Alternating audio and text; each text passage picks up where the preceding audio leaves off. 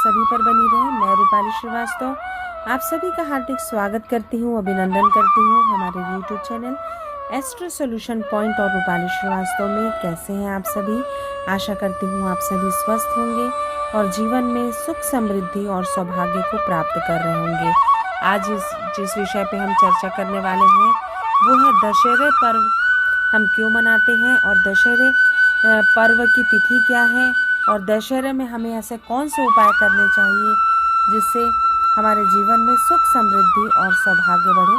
लेकिन उससे पहले मैं आपको याद दिला दूं कि अगर आपने अभी तक हमारे YouTube channel astro solution point और रूपाली श्रीवास्तव को सब्सक्राइब नहीं किया है तो उसे सब्सक्राइब अवश्य कर लें। साथ ही साथ अगर आप मुझसे अपॉइंटमेंट लेना चाहते हैं तो आप स्क्रीन पर दिखाए हुए नंबरों पर कॉल कर मुझसे अपॉइंटमेंट भी ले सकते हैं।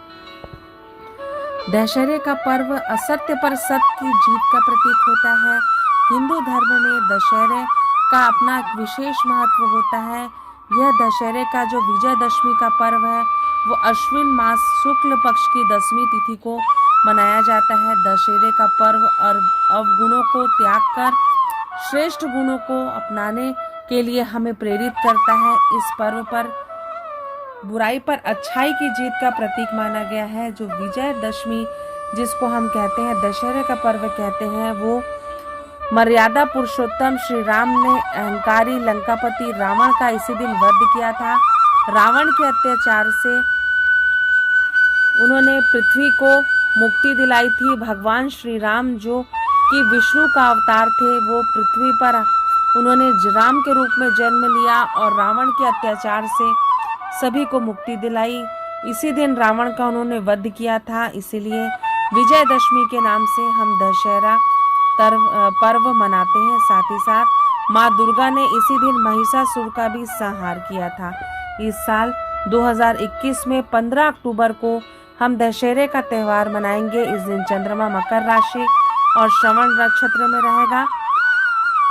आप सभी को ये ज्ञात है कि दशहरे के 20 दिन के बाद ही हम दिवाली का त्यौहार मनाते हैं। आज मैं आपको वो अचूक उपाय बताने जा रही हूँ जिससे अपनाकर हम अपने दशहरे को और भी शुभ कर सकते हैं।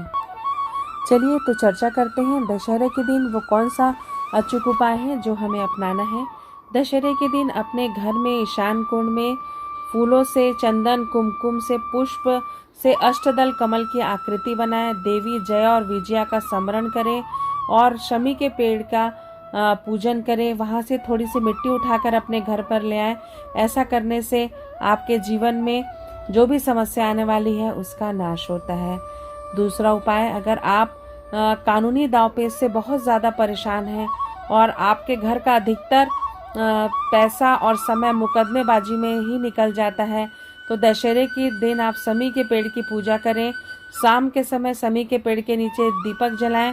इससे आपके जीवन में अगर कोर्ट कचहरी से संबंधित कोई विवाद है तो वो बहुत जल्दी खत्म हो जाएगा। साथ ही साथ दशहरे के दिन भगवान हनुमान संकट मोचन जिन्हें कहा जाता है, उनसे संकट हरने की प्रार्थना करें। उन्हें गुड़ चने का भोग लगाएं और शाम को ये भोग गरीबों में बांट दें। साथ ही साथ अगर आपके जीवन में आप हर क्षेत्र में विजय प्राप्त करना चाहते हैं तो दशहरे के दिन 10 प्रकार के फल आप माता रानी को भोग लगाकर गरीबों को बांट दें और ओम विजय नमः का जाप करें। इससे भी आपके जीवन में सुख समृद्धि और सौभाग्य बढ़ेगा। साथ ही साथ अगर आपको हमेशा एक अज्ञात भय सताता रहता है तो आप दशहरे के दिन माँ काली को काला तिल अर्पित करें। उनसे अगर कोई आपसे गलती हो गई है उस कार्य के लिए क्षमा मांगे तो आपके जीवन में जो अज्ञात भय है वो आपके जीवन से चला जाएगा। तो ये थे वो अचूक उपाय जिसे अपनाकर आप दशहरे के दिन अपने जीवन में सुख समृद्धि और सौभाग्य को बढ़ा सकते हैं। अगर आपको हमारा ये वीडियो अच्छा लग रहा है तो इसे लाइक और शेयर करना बिल्कुल भी नहीं भूलिएगा। साथ ही साथ अगर आप मुझसे पर्सनल अपॉइंटमेंट लेना चाहते हैं तो आप स्क्रीन पर दिखाए हुए नंबरों पे कॉल कर मुझसे अपॉइंटमेंट ले सकते हैं।